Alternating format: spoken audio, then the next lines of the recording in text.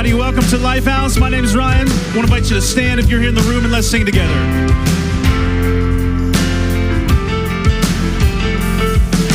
Sometimes on this journey, I get lost in my mistakes. What looks to me like weakness is a canvas for your strength. And my story isn't over, my story's just begun. Failure won't define me, 'cause that's what my Father does.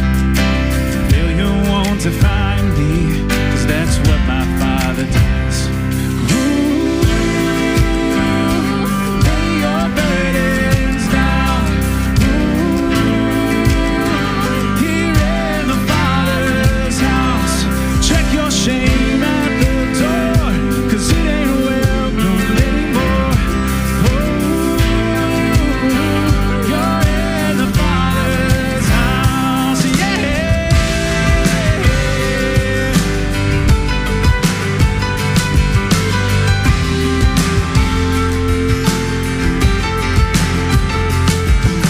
Arrival's not the end game, the journey's where you are. You never wanted perfect, you just wanted my heart. And the story isn't over if the story isn't good. And failure's never final when the Father's in the room. I said, the failure's never final when the Father's in the room. Lay your burdens down. Here in the Father's house. Check your shame at the door, 'cause it ain't welcome anymore. You're in the Father's house.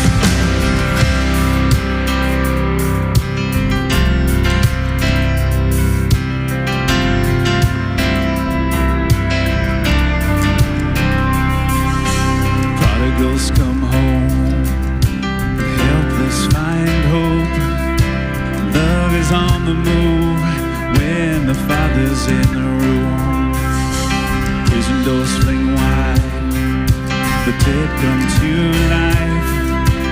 Love is on the move when the Father's in the room. Miracles take place, the sick don't find faith.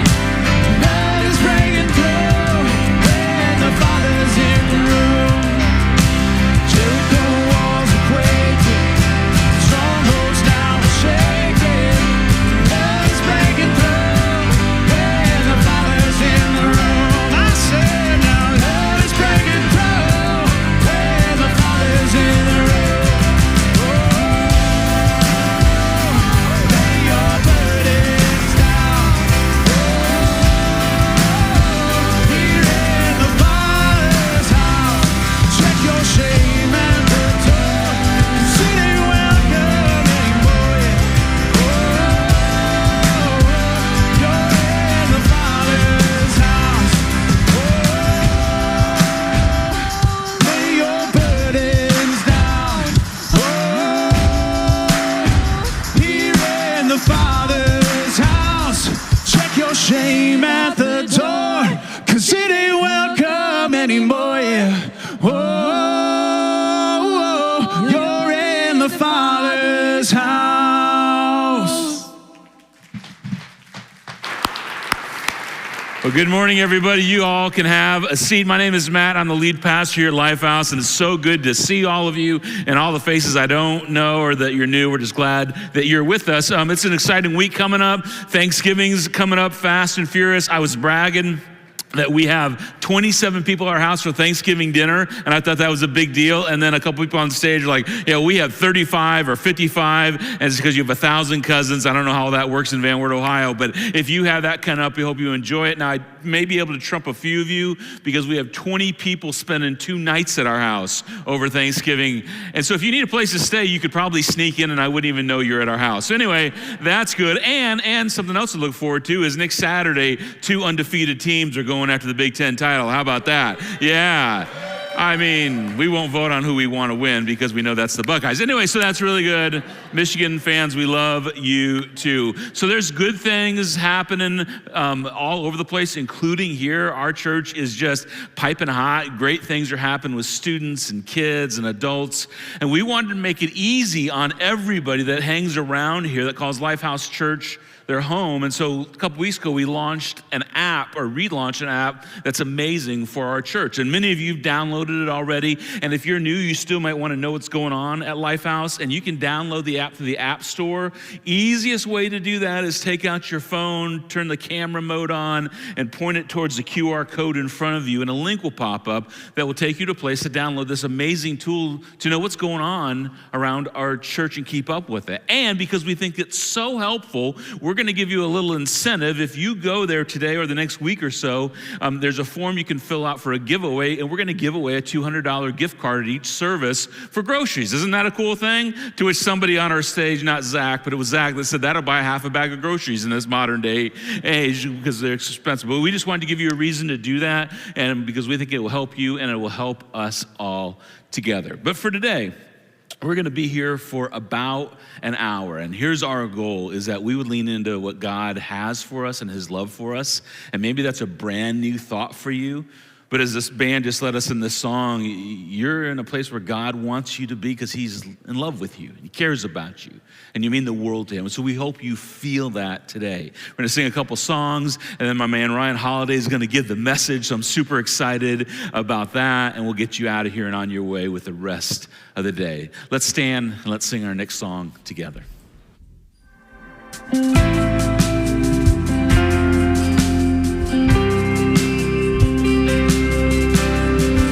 There's a grace when the heart is under fire. Another way when the walls are closing in. And when I look at the space between where I used to be and this reckoning, I know I will never be alone. There was another in the fire next to me. There was another in the walls, holding back the seas. And should I ever need reminding of how I've been set free, there is a cross that bears the burden, where another died for me. There is another in the fire.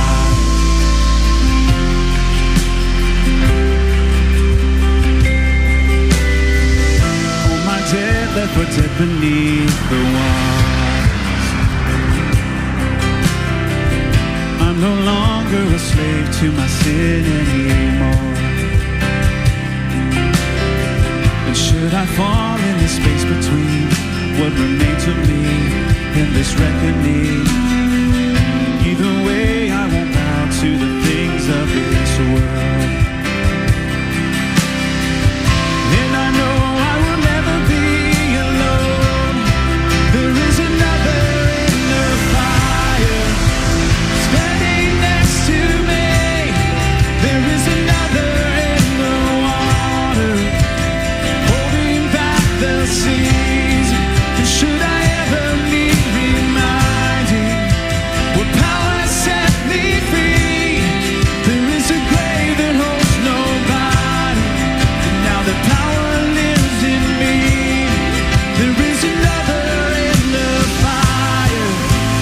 Oh, there is another in the fire. Oh,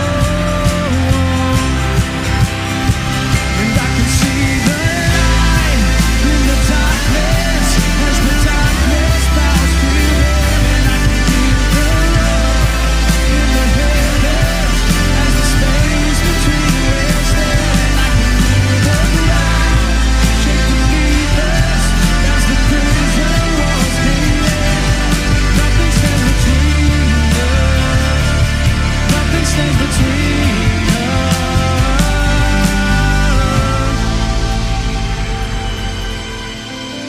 There is no other name but the name that is Jesus.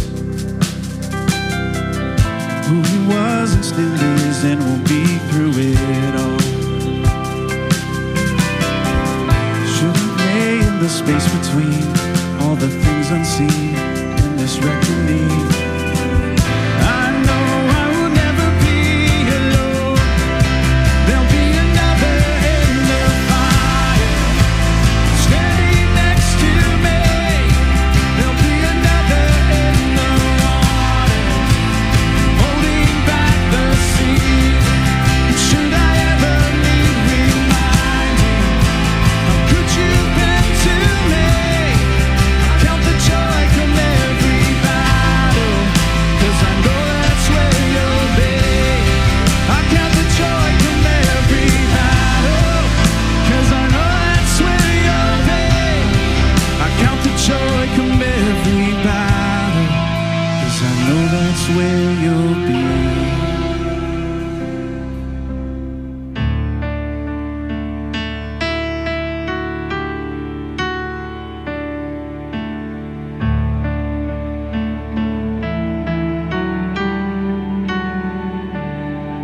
In the darkness, we were waiting without hope, without light. Till from heaven you came running. There was mercy in your eyes to fulfill the law and prophets.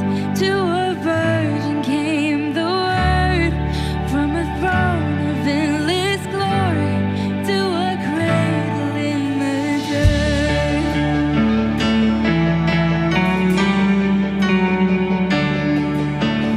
Praise the Father, praise the Son, praise the Spirit, three and one. God of glory, God is King. Praise forever to the King of Kings. To reveal the kingdom come, to reconcile the lost, to redeem the whole creation. You did not despise the cross, or even in your suffering, just not to the other side. Knowing this was our salvation, Jesus for our Savior died.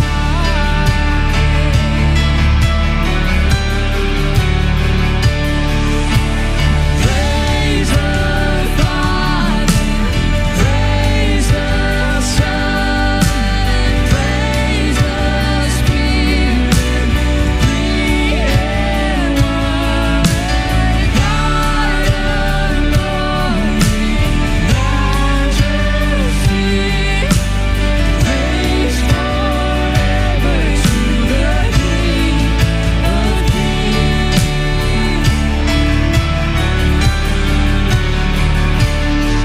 In the morning that you rose, all of heaven held its breath, till that stone was moved for good, for the Lamb had conquered death. And the dead rose from their tombs, and the angels stood in awe, where the souls of all who died to the Father are restored. And the church of Christ was born, and the Spirit gave the flame. Now this gospel truth of all shall not kneel, shall not fade. By His blood, in His name, in His freedom I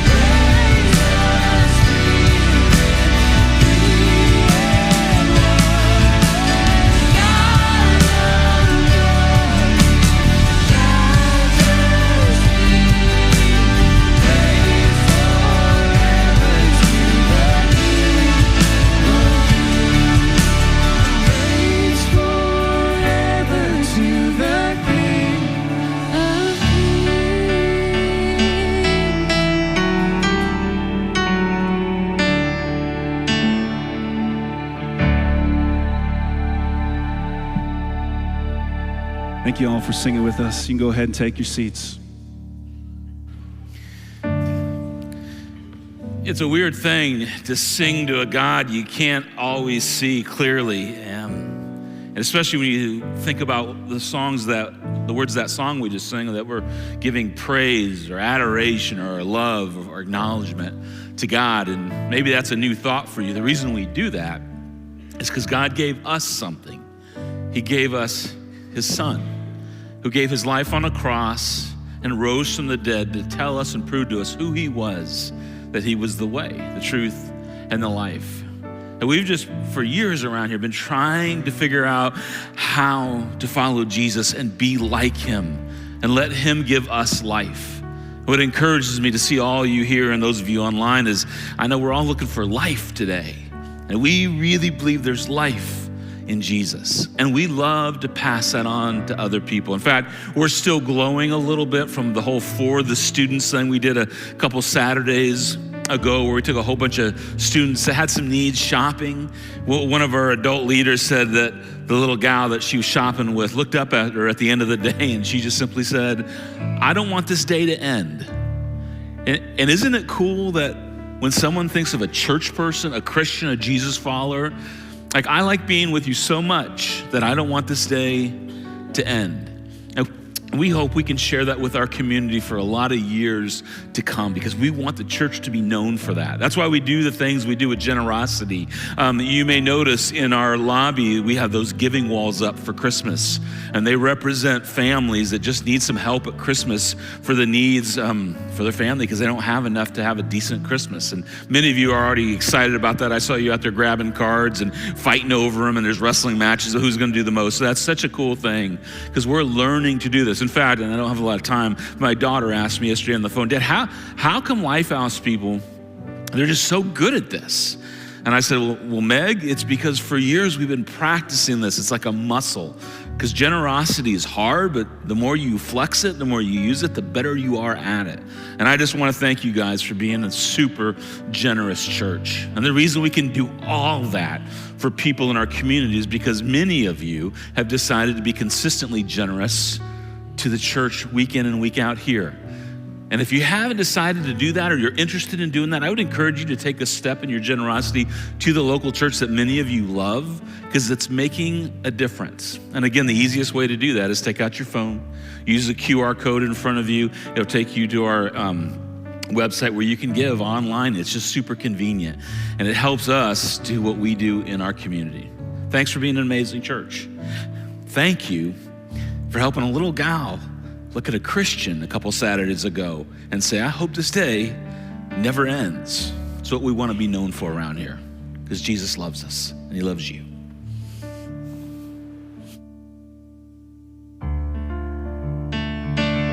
I'm the strong one, I'm not nervous. I'm as tough as the crust of the earth is.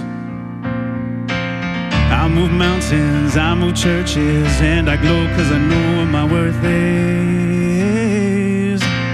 I don't ask how hard the work is. Got a rough, indestructible surface. Diamonds and platinum, I find them, I flatten them. I take what I'm handed, I break what's demanded. But under the surface, I feel berserk as a tightrope walker in a 3-ring circus. Under the surface, was Hercules ever like, yo, I don't wanna fight service. Under the surface, I'm pretty sure I'm worthless if I can be of service. A floor crack, a straw in the stack that breaks the camel's back. Oh, it breaks the camel's back. It's pressure that'll trip, trip, trip like it'll never stop.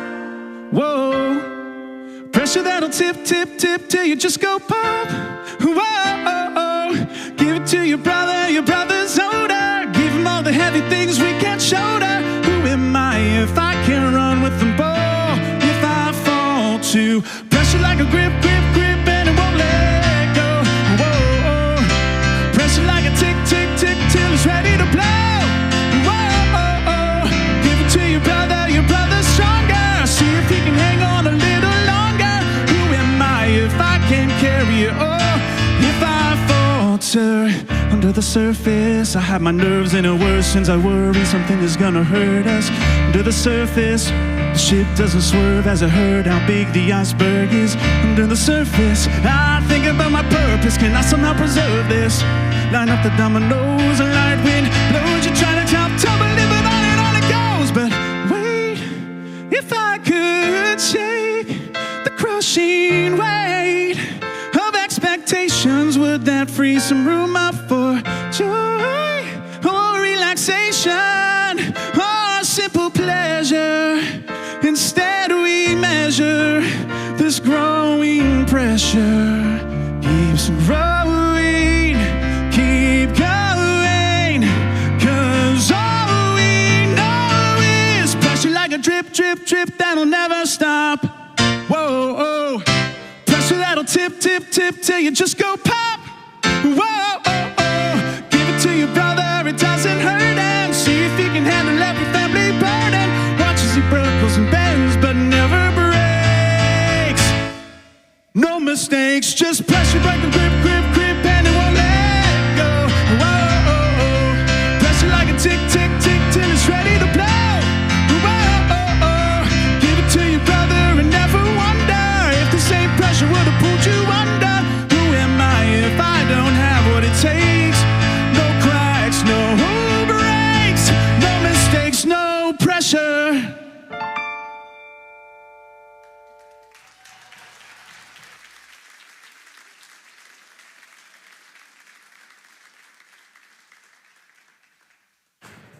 Anybody feel that? Anybody feel that? You feel the pressure that's maybe building inside under the surface? You feel like you're gonna buckle, feel like you're gonna bend and bend. You're not even present in the moment. You feel that? I feel it. I feel it. Now, I know that's a heavy way to start, so let me back out of that a minute. Are there any fans of the movie Encanto here? Anybody, any fans of the movie Encanto? Yes, some of you and some of the guys, just, it's okay. It's okay, you can raise your hand. Yeah, so there's this Disney movie Encanto, it's recent, we just saw it not too long ago. That song is called Surface Pressure, and that's a song from the movie Encanto. Side note there, I just found a Screamo version of that song on Spotify. It's awesome, you should check it out, you're welcome. Screamo's awesome. I'm not doing Screamo. But no, we just watched the movie, but the song is sung by one of the sisters in the movie who feels like she's got to carry all the family weight. She does everything, and she's holding it all in, and she's not okay on the inside, but on the outside, she's got to fake it, right? She's got to put a smile on and fake it. And the line in the song that I love is bend, don't break, because that actually goes right with the series that we're in. This is our message series called Bend, Don't Break. Matt started this series last week, you know, we know this, that we bend and we bend and we bend, and we get to the point where we're going to break. But you know this, we're not created to be in that place, right? We're not created to not have much peace in our life, not have much rest, where we never take time to really figure out what's going on inside. That's not what we're made for, because, again, if we bend and bend and bend, we're eventually gonna break, right? And what's in that state? It's this: a lot of surviving and not much thriving. A lot of surviving, not much thriving. And last week, Matt put some words around this feeling of what it's like when we feel like we're surviving but not thriving. He said we feel overwhelmed, right? Anybody relate to that? Yeah, heads nodding. We carry so much. We are overcommitted. We're doing so much. We're doing way too much, right? And then we're overexposed. Meaning, we're living in this digital age. We know this information is at our fingertips like never before. We're overexposed with information. Overwhelmed, overcommitted, and overexposed. That's not a good place to be, right? What happens? What's the problem with that? You know this, and I know this. There's a hidden cost to this, like it will catch up to us. It'll catch up to us and take its toll on our souls, on our minds, our bodies. And it's something that I like to call soul fatigue, right? And you probably know what this is, even if you never called it this before. It's this deep fatigue. They're like this deep fatigue. Something that, you know, more sleep can't really fix, although that kind of helps, but it can't really fix that. Vacations and time off, that can't really help it either. You know, completing those to-do lists that never get done, like even if you got all those done, that's not gonna fix the soul fatigue. And when I feel this, when we're in this state, there is a lot of surviving and not much thriving. And there's something else that I experience in this as well. There's not much love, joy, or peace. And let's be real, like no matter where you're at in your faith, if you're just exploring or if you've called yourselves a Christian for a long time, like we all want to be people with more love, joy, and peace in our lives. But what happens when that stuff's not there? I'll go, I get impatient with my kids. I'm not as loving to my wife as I could be or should be. I'm not present to anything that's going on around me, to the people around me.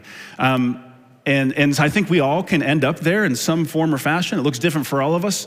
But how do we get there? That's a good question, right? How do we get to the place of soul fatigue? There's one reason I think we get there, one thing that's, there are other things, but one thing in particular that's kind of a subtle enemy of our soul, where we survive but not thrive, and we bend, and eventually break. And it's this word, distraction. It's distraction, right? Distraction vies for our attention. They take us away from what matters most, from what's most important, right? In the Middle Ages, there was a torture technique. You knew I was going to go there, right? Middle Ages torture technique. Don't ask me how I found this, okay? But it's a true story. So they would take a prisoner and they'd put him in a field, okay? And they would tie a rope to all four of his limbs, okay? And then they would tie the other end of the rope to a horse, to four horses on all sides. And when somebody, blew the trumpet or something, the horses went all different directions. And I'll stop there. You can use your imagination from there, right? And what's really fascinating about that is what they called it. They called that torture technique distraction. They called it death by distraction. So distraction for us means being pulled in a number of different directions with an inability to keep it all together. I feel that. Feel that? And for us, it's less gruesome than the Middle Ages, but I would argue is just as detrimental to us as this propensity for us to be distracted, death by distraction for us. We all have potential for that. Another definition, maybe a little more practical and helpful, is this for distraction: that which pulls our attention away from what matters most. And attention's this thing, you may have heard people say time's our most precious commodity. And time's important. But I might say attention is our most precious commodity. Like time, attention's limited, right? We only have a certain amount. Like time, we get to choose where we use that. Here's the difference, and why I think it's more important than time, is that we can be giving our time somewhere, but not our attention. I could be talking to you right now and thinking about something else. I'm not, but I could be. And maybe you're sitting listening to me, you're in this place, like our heads and our rear ends are in this place, but our heads are somewhere else, right?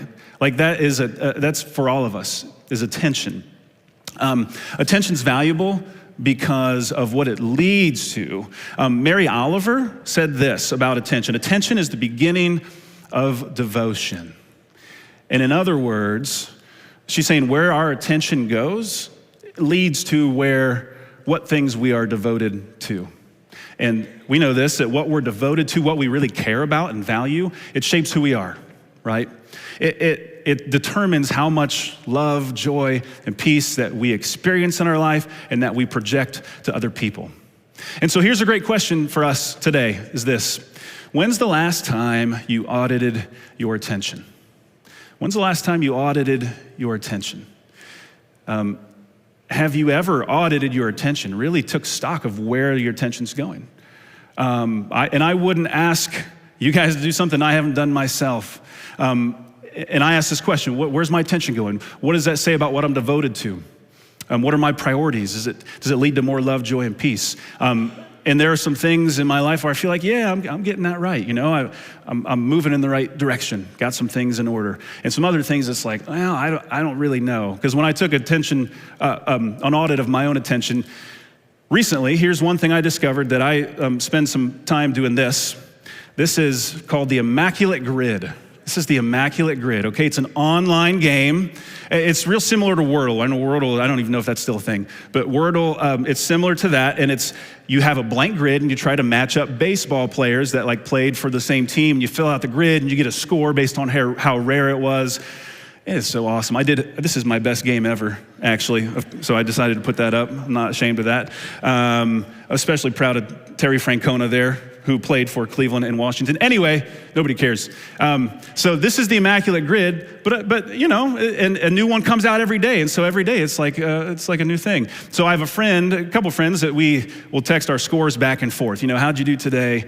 And this is one time my friend texted back and was like, dude, I've just been getting bad scores lately. I was like, why? Why are you getting bad scores? He said, work's really been getting in the way. I was like, oh boy, we got a problem. Woo, woo. No, this is not good, you know. Another thing when I audit my attention is I will get on Twitter. Yes, Twitter's still a thing, but it's actually called X now. It's real weird. Elon Musk took it over, and I don't know, whatever. But you know what? I get on there and I scroll, and I think at least this isn't Facebook. That's what I tell myself. At least this isn't the cesspool of Facebook, which Twitter is just as big of a cesspool. But that's what I tell myself now that I've offended half the people in this room. But I ask myself, after I'm on Twitter for 20 minutes and I'm scrolling, like, do I leave there? How do I feel? Do I leave feeling like with a clearer mind and a clearer heart and more love, joy, and peace? And the answer is usually no. I usually feel crappier about myself after that. And I don't know if you can relate to that. And so is the grid bad? No. Is Twitter, whatever, bad? No. Is Facebook bad? Maybe. No, I'm kidding. I'm just kidding. Are these things bad things? No, they're good things. They're good things. But the problem isn't these things, it's where we give our attention to. It's how flippantly, I'll speak for myself, how flippantly I can just get on my phone and 20 minutes has gone by and what has happened? Nothing, you know, how easily we give our attention away. Here's another question for us to ask is what am I distracted from that you could be devoted to? What are you distracted from that you could be devoted to? Now I could have said should, like what things should you be devoted to? And I think there are some things in our lives that we could use that word and say, I should be devoted to this. Like your family, that's a great one. I should be devoted to my family. But I will say I have a little aversion with the word should. It's just, you know, my point today is not to take you on a guilt trip and say you should. That's not the goal today. And I've stepped away from some of that a little bit. But we say could because my goal for me and for you today is to take an honest assessment of where you're at. It's not to guilt trip you. It's for you to just say, how are things going in this area, you know? Like, could my life be better? If I'm a Jesus follower, could I be more in tune with him, more in touch with Jesus through this? There are a lot of reasons why we're distracted, right? It's gonna be different for all of us, the things that distract us, take us away from the present moment. I chose 3 that I think are pretty common for most of us probably. The first one is pace of life, right? We all know what that means. It's when we are going so fast that we can't even catch our breath, that it's 9 p.m. and we finally sit down for the first time, and we finally take a breath for the first time in the day, and then we pass out. Right? Maybe for you're caring for other people. Maybe you're caring for a parent, which is a really good thing. Maybe you're caring for children, keeping small children alive. That's a really good thing too. And that takes a lot out of us. But maybe you're just serving others and neglecting yourself too. I love this quote. This quote says, this is Corrie ten Boom, said, if the devil can't make you sin, he'll make you busy. Because either way, your soul will shrivel. Now, I just got to say, I do not believe that the devil is the cause for everything bad that happens in our life, okay? Some people maybe think that, but like, the devil didn't make you eat that extra half gallon of ice cream at night. Like, he didn't do that. Like, you chose to do that, right? We have a part too. But that said, the point still stands, right? That what we call, this word that we call sin, that we say is doing something that God wouldn't want us to do, it's the same thing as being busy because it disconnects us from what it means to be human, right? Disconnects us from others, disconnects us from God, from our faith. When was the last time I took a step to breathe and acknowledge that God is here? Ooh. our soul can get tired.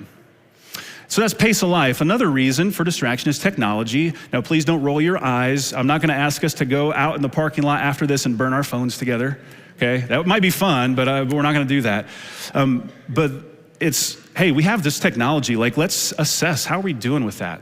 I heard this story, the Amish, they have this thing where when new technology is introduced, they wait and they see how the rest of the world handles it, right? Before they decide on what they're going to do with that technology. And I'm not saying that they're right or wrong in that, but what I really like about that is they're like, we're like their lab rats in some ways. I know I'm generalizing a little bit. We're like the lab rats. They're like, hey, here's these phones. Let's see how it's going for them before we decide what we're gonna do with it. And why are we so distracted, especially by technology? Right, it's this type of thing. I mean, this is my favorite Office meme, right? It's because we see this on the phone. It's like, oh, that's so funny. What's next? And then it's something like this. You seen these blue pill, red pills? So if you can't read that, blue pill says get actual help and therapy. And if you choose the red pill, it is what it is. And men, we're going for the red. I mean, that's true. It's not healthy, okay? And then you're like, that's cool, what's next? And then it's like something like this. This is chicken nuggets, and it said, do y'all peel your nuggets? Do y'all peel your nuggets? And the quote's cut off here, but it says, you need to be in a mental institution, right? And I probably would do something like that. But it's just like, there's cat videos and like all kinds of stuff, right? And we just scroll. It's so easy, I'm not beating us up. It's just easy to be distracted by all this. Right?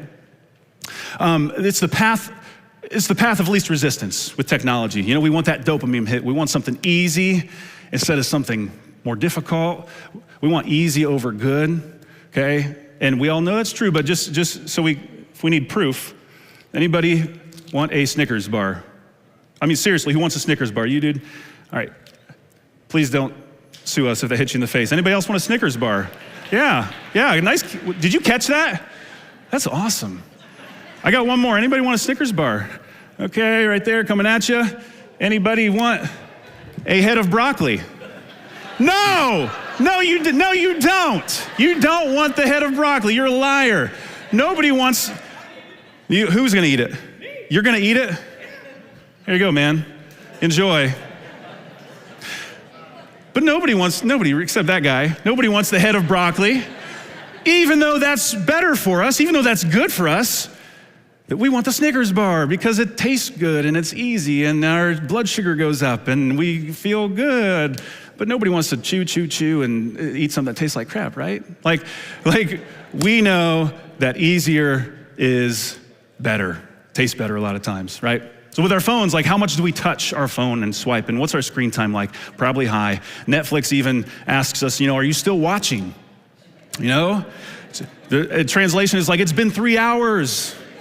Like, is everything good out there? Like, do you need to go to work? Do you need to take a shower? Do you need to take care of the children? Like, are you still watching? You're good. And we were like, yeah, let's go. That's technology, right? We got to figure out what we got to do about that. And the last reason, again, many reasons, but the one we'll talk about is worldviews. And this just means like ideas like faster is better, and faster is more successful, and more earnings give you more happiness, and more possessions give you more happiness. Like succeed and perform and measure up at all costs, no matter what the cost. Especially if people around you are doing X, Y, or Z, and you feel like you've got to live up to their expectations. Like, I got to put my kids in 10 different activities at once because everybody else is doing it. Like, is that the best way? Is that the best way? So back to this question, what are you distracted from that you could be devoted to?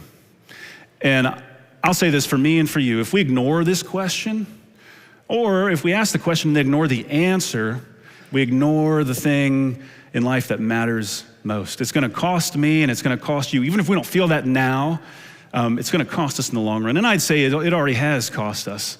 There was a study done in 2010. A couple of Harvard psychologists did this study, and they found that people spend 47% We spend 47% of our waking hours thinking about something other than what we're currently doing. How did they figure this out? I have no idea, but 47% of our waking hours are spent thinking or doing something outside of where we're at right now. Here's what they concluded. They said the ability to think about what is not happening is a cognitive achievement. So they were like, that's pretty amazing. Like, humans are amazing. You know, we can be in a place and have our minds thinking about something else. That's a pretty cool achievement for humans. But that comes at an emotional cost. It comes at an emotional cost. And that was 13 years ago when that study was done, right? So it's got to be worse now. You know, half of our waking hours, we're not present in what we're doing. We're just going from thing to thing to thing. And it's not even a faith thing. If you're here and you're not a faith person, we're glad you're here. But it's not even a faith thing. It's, you know, science says we are happier and that we have more peace and more rest when we're present and when we're mindful in the moment. But it's going to cost us relationally, and it's going to cost us spiritually. Okay? And this is true for me, and this is true for you, that a distracted life leads to disordered priorities. Our priorities get all jacked up. A distracted life keeps us from the beauty of the present, and a distracted life limits our capacity for love, joy, and peace. You know, we run from the urgent to the urgent instead of what's important. Relationships, we're given half. Our faith, you know, maybe an hour at best if we show up at church, like who knows. But what are we distracted from that we could be devoted to? What's the way forward? And there is a way forward, right? That's the good news. And Jesus gave us some insight. There's this story that is found in the book of Luke in the Bible. And if you've never read scriptures, you didn't grow up in church, you never heard this before, you'll think I'm making this up, but this is not. This is in the book of Luke, and it's so applicable to us right now. Luke wrote this about Jesus. He said, as Jesus and his disciples were on their way, he came to a village where a woman named Martha opened her home to him. So Jesus was going to be a guest in Martha's home, and Martha's sister Mary was there as well. Next slide, please. She had a sister called Mary who sat at the Lord's feet, the Lord being Jesus, sat at the Lord's feet listening to what he said. But Martha was distracted by all the preparations that had to be made. And we see two contrasting pictures here, right? There's Mary, who's sitting at Jesus' feet, who's listening, soaking it up, engaged, kind of a posture of the student type of thing. Full attention is on Jesus. And then there's Martha. Martha's in the kitchen. She's doing some really good stuff. She's doing important things, prepping the meal, right? But Luke uses a Greek word. And the Greek word he uses is the word that we call distraction, that Martha was distracted. And it's actually the only time in the New Testament that this particular word is used. And it just means it describes a person who's inside frustrated and stressed and agitated, but outside, they're trying to keep it all together, but it's not really working, right? That shows on the outside. This is real for me. Like, I get this picture of Mary and Martha, in part because of my grandma. So my grandma's with Jesus now. She went home to him a few years ago, but she was the most hospitable and loving and servant-minded person that I ever knew. And I was reminded of her yesterday. We had my extended family to our house for Thanksgiving. It was awesome. We got to be together. But it reminded me of Thanksgivings and Christmases where my grandma would just be like a wild woman in the kitchen, right? I mean, up at probably 3 a.m. to put the turkey in, you know, prepping meals all morning, getting the best dishes out, work. And then we finally, you know, sit down for lunch. And it's like, okay, grandma's going to join us. But no, grandma's up and she's walking around asking people, do you need more of this? Do you need more of that? Do you need more of this? More of that? And it's like, okay, you know, it's good. And then after the meal, then she's washing dishes, wash, lots of dishes, like all afternoon. And it's been like 16 hours and this woman hadn't sat down yet, right? Like it's a really good thing. She is so loving, so hospitable. But it's like, are you ever going to sit down? And there's a funny story. My dad, before my parents were married, he was dating my mom, and they were at my grandma's house for dinner. And he actually said to her, and my dad's more soft-spoken, he said, Shirley was her name, Shirley, sit down. Woo! You don't tell Shirley to sit down. You do not tell her to sit down. That was the last time anybody ever tried to tell grandma to sit down, right? But it's all a good thing.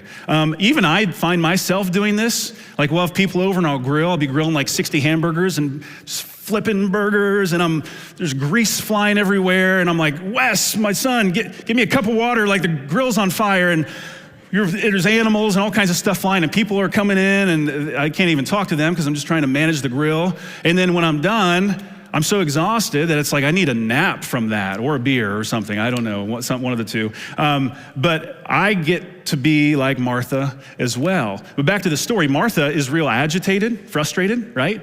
And Mary has peace. She's enjoying Jesus' company. But Martha's like, Mary, come on, like, I'm in the kitchen slaving away. This meal's not gonna cook itself, you know? And so Martha's probably clanging pots and pans in the kitchen just to make a point, you know, real loud. And then she does what maybe a lot of us do, kids do. And she decided to tell on Mary. So I'm gonna tell Jesus on Mary. So she really does. She said, she came to him and asked, Lord, don't you care? Don't you care that my sister has left me to do the work by myself?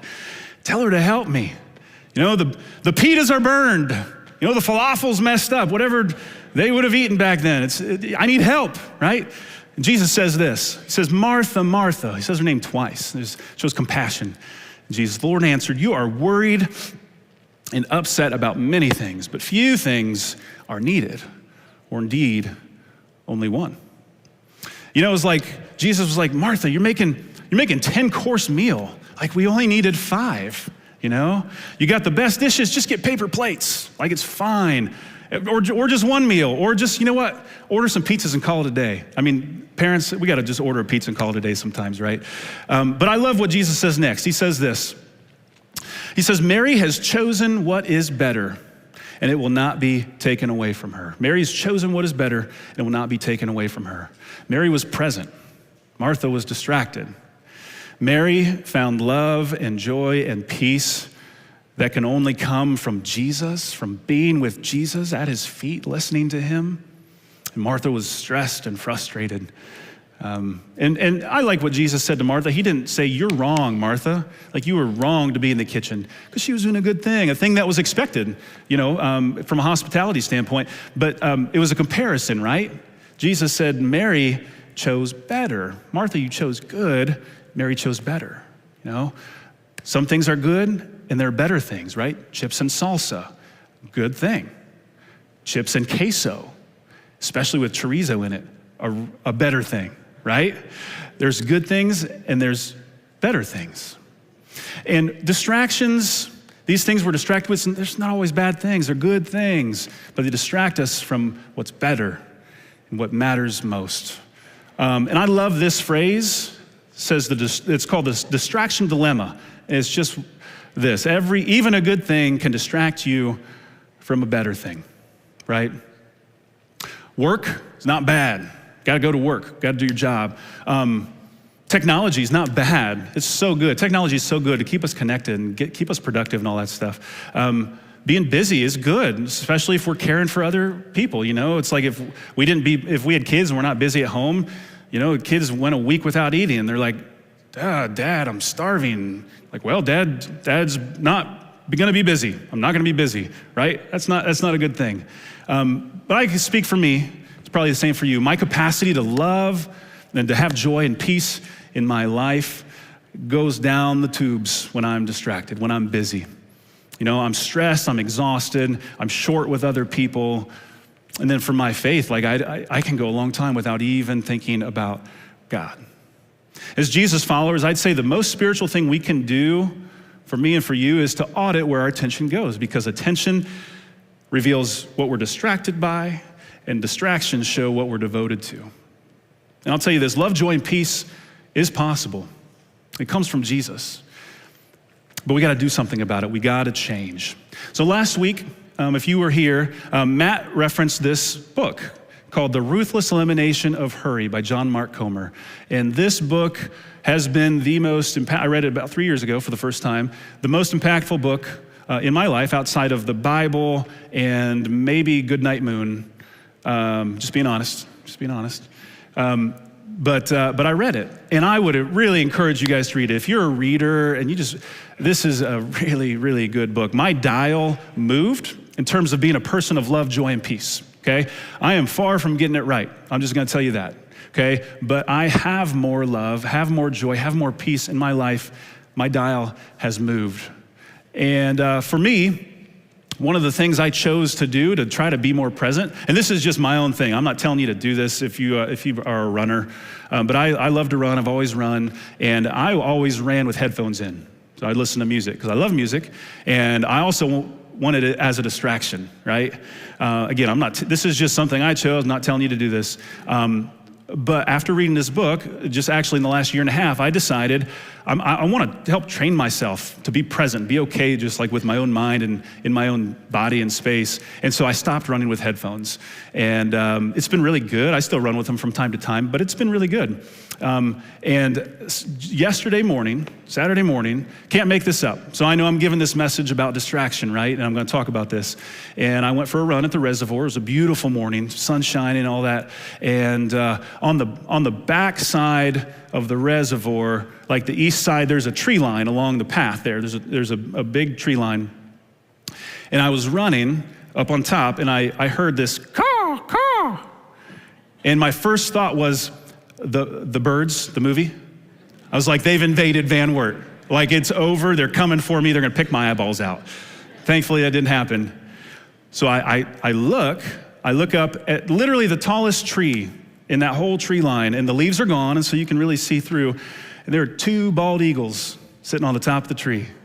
Like, you can't make this up. It was beautiful, and the sun was shining in the background. There were these 2 bald eagles. I didn't even know what sound bald eagles made, but it made that sound because I looked up there, and there it was. I wanted to stop and be like, I'm proud to be an American, you know? Like, oh, it's gave me chills. But if I would have been running with my headphones on, I would have missed it. I would have missed it. I would have been doing something good, which is running and listening to some good music probably, but I would have missed something better, which was seeing 2 bald eagles in Van Wert, Ohio. Like, right? Come on. Awesome. I was able to do that because I was present in the moment. And love, joy, and peace lead us to people and to God and to beauty in the present moment. And so back to our reasons for distraction. We said pace of life, technology, and worldviews are several of those. And I've told you some ways where I'm getting it wrong, okay? Because I am getting it wrong. I'm not getting it all right.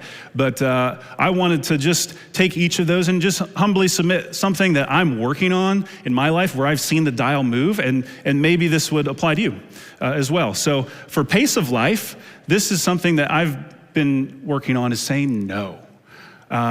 It's okay to say no. Let's all say no together. Ready?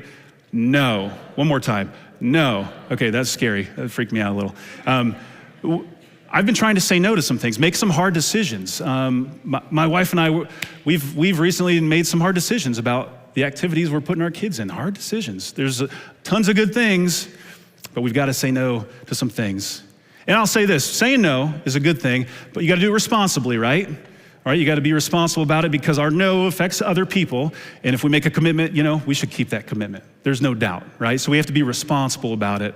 But it can be good to say no to some good things for something that's better. And we've experienced the better a little bit with some of these decisions, a little more margin for us, a little more time together as a family. And that's a better thing than maybe some of the good things that we're not doing.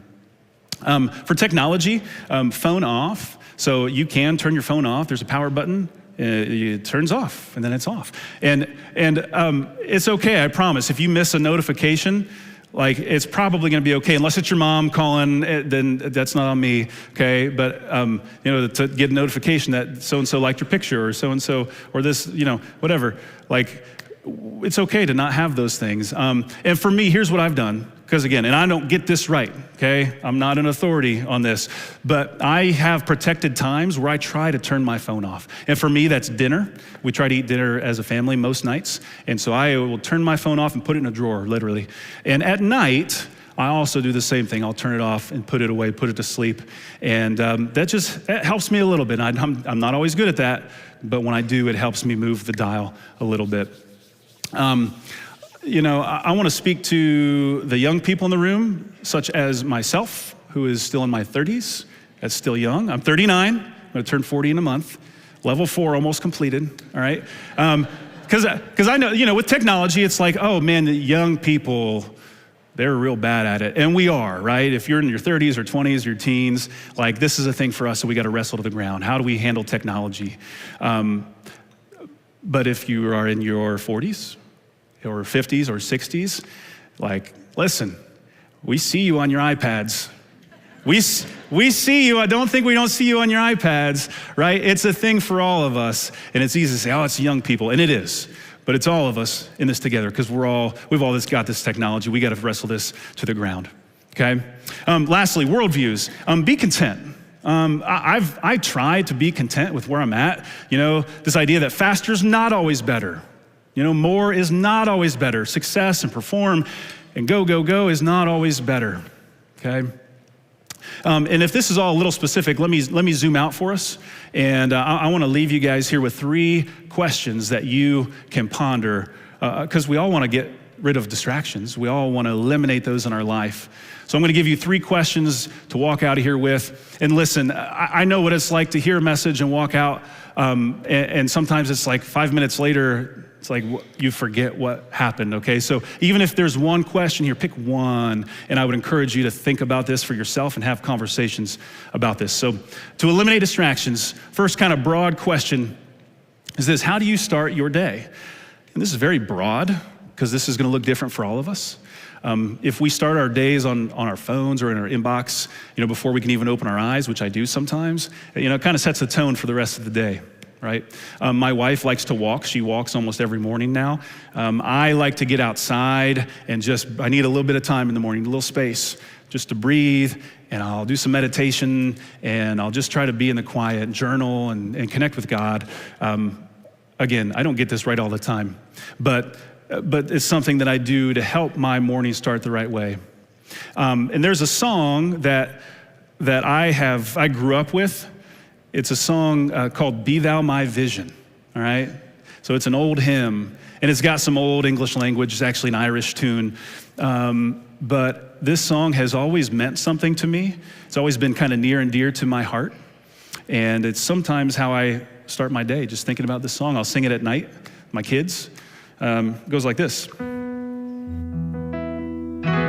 thou my vision, O Lord of my heart, not be all else to me, save that thou art.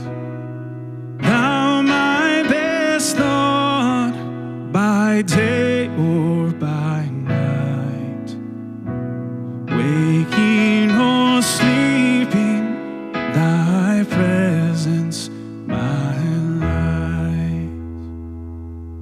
And I love the line in there, thou my best thought, by day or by night. To start my day, to end my day, the best thing I can think about, to get my mind right, in the right place, is about Jesus. Because God is in the present moment. God is not in the tomorrow, and he's not in the yesterday. He is, but he's right here, right now, right in the present moment. And things like that can help bring me back to where my mind needs to be, in the present. And so, again, how do you start your day? Next question is this: what can only you do? What can only you do? What's something you can only do? Just be honest. I'm not irreplaceable here at my job. You're probably not irreplaceable in your jobs. You're probably not irreplaceable in the committees you're a part of, right? People fill our spots eventually. But where we're not irreplaceable is in our relationships, right? Only you can be a dad. Only you can be a mom. Only you can be a husband or a wife or a son or a daughter. Those are the things that only we can do. And so I want to encourage myself and you guys, take that seriously. Plan date nights with your spouse. Plan times with your kids. Give them your undivided attention. Talking to myself, put your dang phone away and just be with your kids. When we do that, I found this, we get to be people of more love, more joy, and more peace. Okay, last question. Where can you choose better? And be honest with yourself. Ask yourself, Where can I choose better? And maybe a better question is, who needs you? Who in your life needs you to choose better, right? And this is personal for me. This is personal for me. I've asked this question and need to continue to ask it.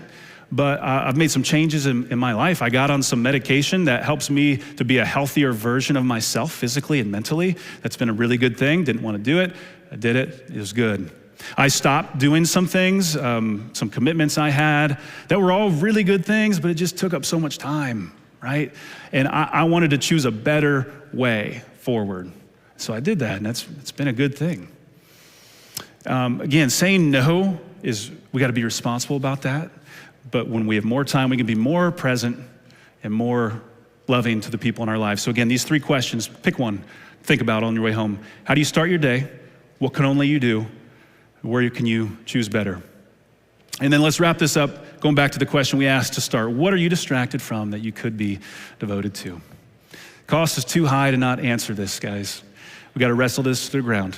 We got to do something because our relationships will be better for it. We will thrive more and survive less. We'll have more love, joy, and peace. We got to be honest. We got to be real about that and have courage to make a change. You're gonna be glad you did, for yourself, for your family, for other people, for your faith, for what your Heavenly Father thinks about you. He loves us and He wants us to be in the present moment with Him. Let me pray for you guys. Dear Jesus, thank you for who you are and for what you have done for us. Thank you for being a God who's in the moment, who is with us right now. Help us to find the distractions, find the ways that we are forgetting about you and taking ourselves out of the present. Help us to love you and experience your love in the present moment and be people of love to those in our lives. Thank you, Jesus, for what you've done for us. In your name we pray. Amen. Thank you guys for being here today. We will see you next week for part 3 of Bend, Don't Break.